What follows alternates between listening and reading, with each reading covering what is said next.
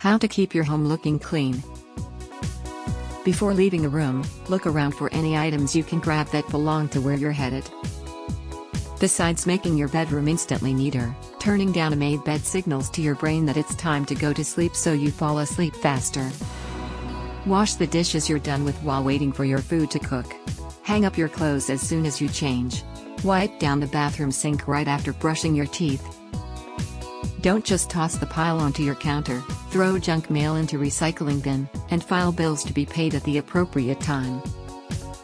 Store cleaning supplies in your bathroom and kitchen cabinets where you can easily access them when needed.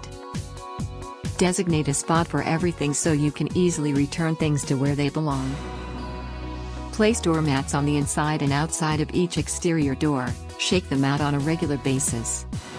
Make sure you don't get too caught up in the small details that most people wouldn't notice anyway. You can always save certain tasks for deep cleaning sessions. Instead, focus on high traffic areas and prioritize your most important goals for the day. For more tips, visit unitedfloors.ca.